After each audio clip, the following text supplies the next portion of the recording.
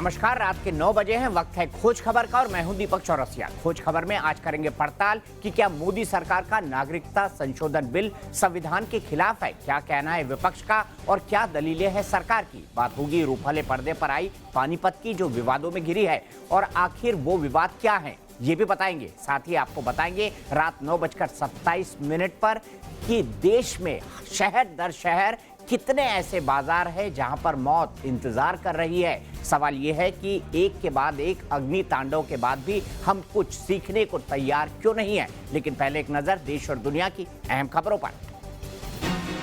सह प्रायोजक सच्ची सहेली, महिलाओं के लिए भरोसेमंद औषधि एवं टॉनिक सच्ची सहेली।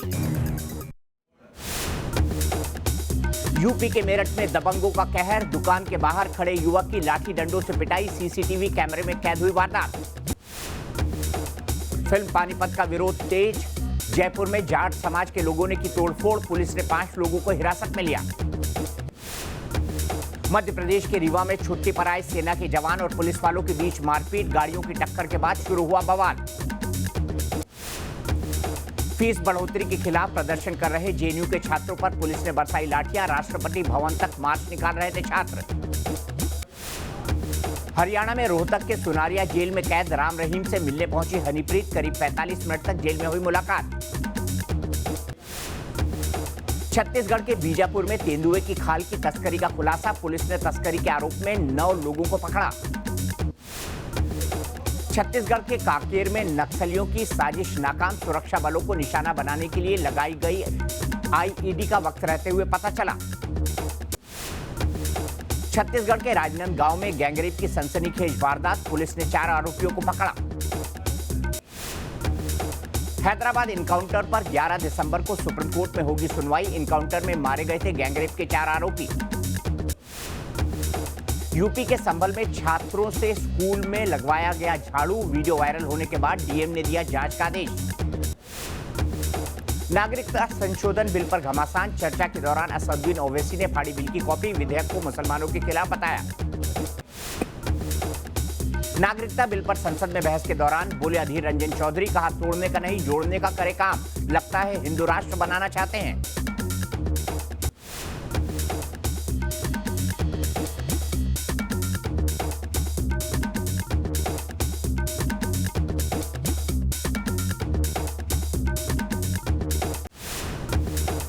असम में नागरिकता संशोधन बिल का विरोध, डिब्रूगढ़ में मुख्यमंत्री सर्बानंद सोनोवाल के घर के बाहर प्रदर्शन।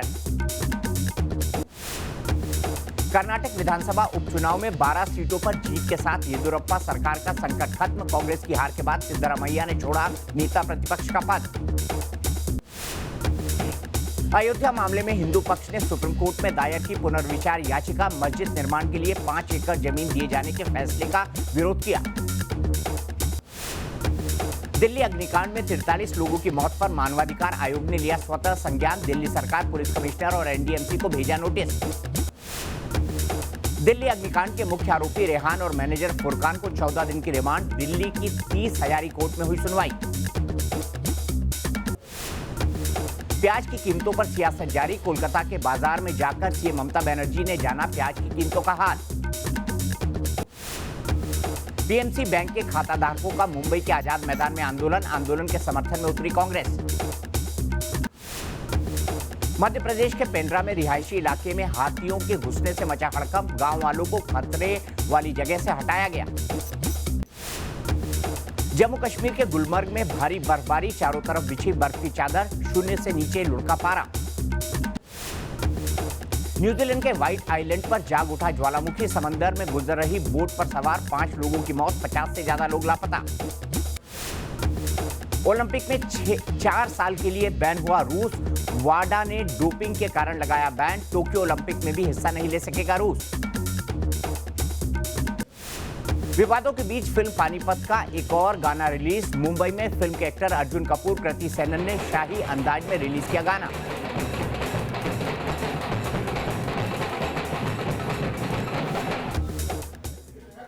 तीन तलाक बिल, जम्मू कश्मीर से अनुच्छेद 370 का खात्मा और अब नागरिकता संशोधन बिल।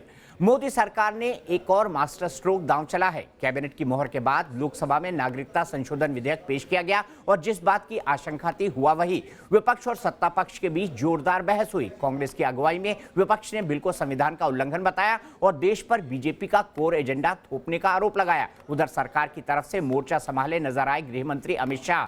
विपक्ष सवाल पर सवाल दाग रहा था और शाह अपने तेवरों से उसका जवाब भी दे रहे थे। शीतकालीन सत्र में विपक्ष ने बाउंसर तो खूब फेंके, पर फ्लोर पर अमित शाह ने फ्री हिट अंदाज में विपक्ष के एक एक हमलों का जवाब दिया।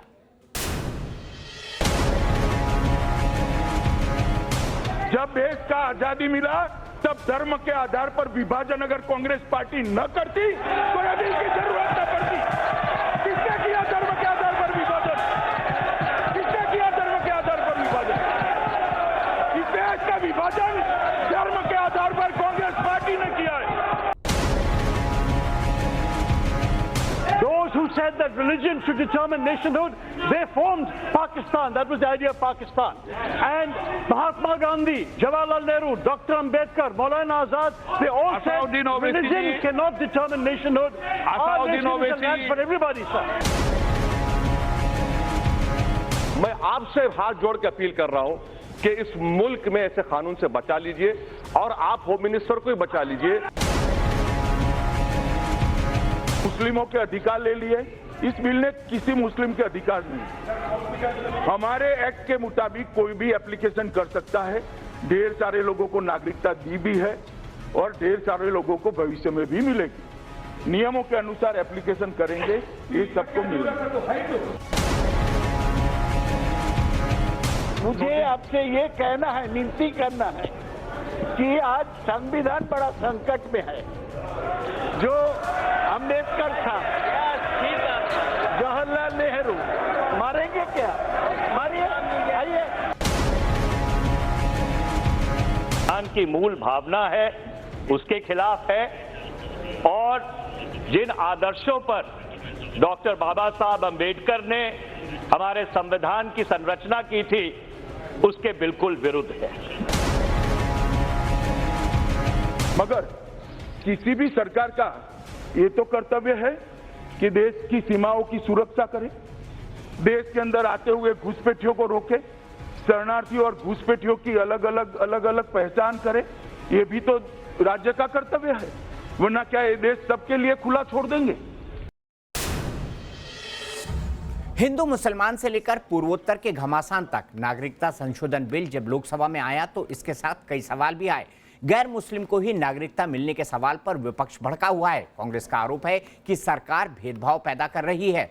हर सरकार ने साफ कहा है कि देश की रक्षा से समझौता नहीं कर सकते। मुस्लिम देशों में पीड़ित अल्पसंख्यकों को इंसाफ मिलेगा। अब सवाल है कि आज़ादी से पहले और अब तक पूर्वोत्तर को मिले विशेष दर्जे का क्या होगा, जहां पिछले कई दिनों से बवाल जारी है। तो इस पर भी बात हुई। आपको आसान शब्दों में नागरिक संशोधन बिल की पूरी ABCD से रूबरू कराते हैं।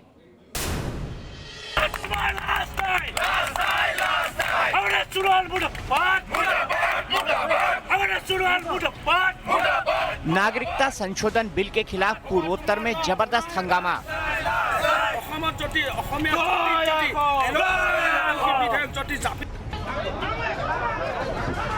बीजेपी शासित राज्य त्रिपुरा में बंद के दौरान उग्र प्रदर्शन।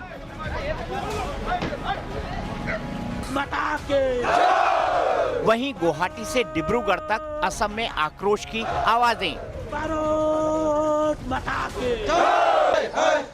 सभापति महोदय, इन सबके बीच शीतकालीन सत्र में खूब चले शब्दों के तीर। जोरदार हंगामे के बीच लोकसभा में गृह मंत्री अमित शाह ने नागरिकता संशोधन विधेयक यानी CAB पेश कर दिया। लोकसभा में इस बिल को पेश किए जाने के लिए विपक्ष ने वोटिंग की मांग की और जब मतदान खत्म हुआ तो सदन ने 82 के मुकाबले 293 वोटों से इस विधेयक को पेश करने को मंजूरी दे दी। कि ये सत्ता पक्ष जानता है। सरल शब्दों में समझिए, आखिर बिल पर सवालों का अंबार क्यों है? सवाल, नागरिकता संशोधन बिल पर हिंदू मुसलमान क्यों हो रहा है?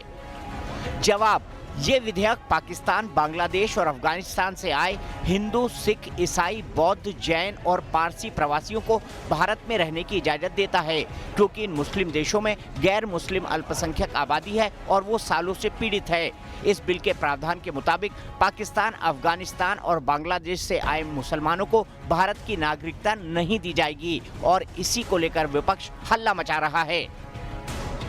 ये असंवैधानिक है, गैर संवैधानिक है, जो संविधान की मूल भावना है उसके खिलाफ है। कि देश की सीमाओं की सुरक्षा करे, देश के अंदर आते हुए घुसपैठियों को रोके, शरणार्थियों और घुसपैठियों की अलग अलग पहचान करे, ये भी तो राज्य का कर्तव्य है, वरना क्या ये देश सबके लिए खुला छोड़ देंगे? सवाल, पूर्वोत्तर में बिल का विरोध क्यों? जवाब, पूर्वोत्तर में बड़ी संख्या में दूसरे देशों से आई मुस्लिम आबादी रहती है। उन्हें लगता है कि बिल उनके हितों की रक्षा नहीं करता। साथ ही साथ कई राज्य ऐसे हैं जिन्हें विशेष दर्जा हासिल है और स्थानीय लोगों को लगता है कि उनका यह दर्जा नए लोगों को नागरिकता मिलने के बाद खतरे में पड़ जाएगा। हालांकि सरकार का कहना है कि कानून का कोई हिस्सा असम, मेघालय, मिजोरम और त्रिपुरा के जनजातीय इलाकों पर लागू नहीं होगा। संविधान की छठी सूची में शामिल बंगाल ईस्टर्न फ्रंटियर रेगुलेशन 1873 के मुताबिक राज्यों में इनर लाइन के तहत आने वाले हिस्सों पर भी लागू नहीं होगा। पूर्वोत्तर के जिन राज्यों में इस बिल की वजह से पशुपेश बढ़ा है, उन्हें अगर नक्शे पे देखें तो अरुणाचल प्रदेश का बाहरी इलाका, नागालैंड, मिजोरम ये वैसे हिस्से हैं जहां जाने के लिए भारतीयों को भी परमिट लेनी होती है। इसके अलावा असम, मेघालय और त्रिपुरा के ये वो हिस्से हैं जिन्हें संविधान के तहत विशेष अधिकार मिले हुए हैं। कि उत्तर पूर्वांचल के राज्य को आर्टिकल 371 ए, बी, सी, एफ, जी के तहत स्पेशल प्रोटेक्शन मिला है। ये बिल उन सारे प्रोविजंस को उल्लंघन करता है, असम अकॉर्ड का ये उल्लंघन करता है, पूरी तरीके से डिसिप्लिन करता है, इसलिए इसके विरोध में है। ये रेगुलेशन एक्ट के अनुसार कवर होता है और जो Bengal east frontier regulation act के अनुसार कवर होते हैं, इसको ये कानून का कोई डर रखने की जरूरत नहीं है। वहां ये कानून, ये नागरिकता अप्लाई नहीं होती। बिल में एक मुद्दा इनर लाइन परमिट का है। अब आपको बताते हैं कि इनर लाइन परमिट है क्या। इनर लाइन परमिट एक दस्तावेज है, यानी आंतरिक वीजा है, जो दूसरे राज्यों के भारतीय नागरिकों को अरुणाचल प्रदेश, मिजोरम और नागालैंड के ज्यादातर हिस्सों में प्रवेश करने के लिए चाहिए होता है। इनर लाइन परमिट के इस नियम को ब्रिटिश सरकार ने बनाया था। आजादी के बाद समय समय पर फेरबदल कर इसे जारी रखा गया।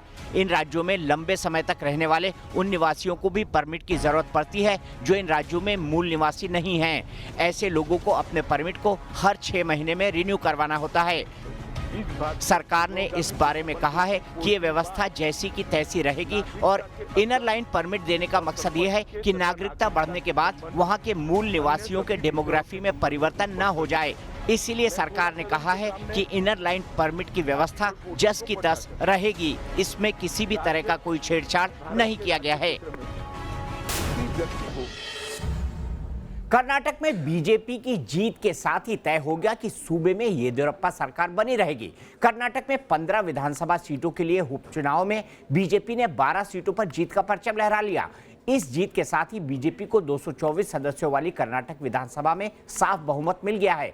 येदियुरप्पा ने अग्नि परीक्षा पास कर ली और सबसे ज्यादा नुकसान उठाना पड़ा जेडीएस को, जिसका कोई भी उम्मीदवार जीत हासिल करने में कामयाब नहीं हुआ।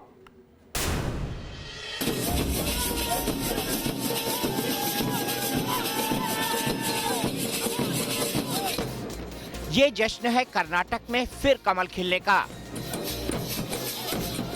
ये खुशी है कर्नाटक की परीक्षा में बीजेपी के पास होने की और येदियुरप्पा की सरकार बचने की। विधानसभा उपचुनाव में बीजेपी को बड़ी जीत मिली तो नेता से लेकर कार्यकर्ता तक खुशी से झूम उठे। कहीं ढोल नगाड़ों के साथ कार्यकर्ता थिरक रहे थे तो कहीं मिठाइयां बांटी जा रही थी। कर्नाटक की जीत झारखंड तक गूंजी। चुनावी समर में बीजेपी के लिए मैदान में उतरे पीएम मोदी ने इस जीत के बहाने कांग्रेस और जेडीएस पर निशाना साधा और झारखंड की जनता को ये संदेश भी दिया कि सूबे में बहुमत की सरकार ही बनाएं। ये पूरे देश के तमाम राज्यों के लिए संदेश है कि अगर कोई जनादेश के खिलाफ जाएगा तो पहला मौका मिलते ही जनता उसे पूरी सजा देगी। कर्नाटक में 15 सीटों के लिए उपचुनाव हुआ था, जिनमें 12 पर बीजेपी ने जीत दर्ज की है। कांग्रेस के खाते में 2 सीटें गईं, जबकि जेडीएस अपना खाता नहीं खोल पाई। 1 सीट पर निर्दलीय ने जीत हासिल की है। दरअसल कांग्रेस और जेडीएस के 17 विधायकों को कुमारस्वामी सरकार के फ्लोर टेस्ट से पहले इस्तीफा देने की वजह से स्पीकर ने अयोग्य घोषित कर दिया था, जिसके बाद 15 सीटों पर उपचुनाव हुए, जबकि मस्की और राजराजेश्वरी सीट का मामला कर्नाटक हाईकोर्ट में लंबित है, इसीलिए यहां बाद में चुनाव होंगे। उपचुनाव के नतीजों के साथ ही कर्नाटक में कुल सदस्यों की संख्या 222 हो गई है और बीजेपी के विधायकों की संख्या अब 116 हो जाएगी। इसके अलावा येदियुरप्पा सरकार को एक निर्दलीय विधायक का भी समर्थन मिला हुआ है, यानी बीजेपी को बहुमत से 5 ज्यादा सदस्यों का समर्थन मिल गया है। येदियुरप्पा जी और भारतीय जनता पार्टी जो मजबूत होते जा रहा है। अभी साउथ में एक प्रदेश है भारतीय जनता पार्टी के साथ, और आने वाले दिनों में साउथ के अन्य प्रांतों में भी कर्नाटक के द्वारा वहां भी बीजेपी का लहर आने वाला है। बीजेपी को लगता है कि कर्नाटक की जीत उसके लिए दक्षिण का द्वार खुलने की तरह है। वहीं दूसरी ओर उपचुनाव की करारी हार के बाद से कांग्रेस में खलबली है। कांग्रेस विधायक दल के नेता सिद्धारमैया ने अपना इस्तीफा सौंप दिया है। यह उपचुनाव बीजेपी के लिए काफी अहम थे, लेकिन न प्रधानमंत्री नरेंद्र मोदी और न ही पार्टी अध्यक्ष अमित शाह चुनाव प्रचार के लिए आए, लेकिन इसके बावजूद बीजेपी ने बड़ी जीत हासिल की है। साफ है अब बीजेपी और कर्नाटक में बीएस येदियुरप्पा का कद और बढ़ गया है।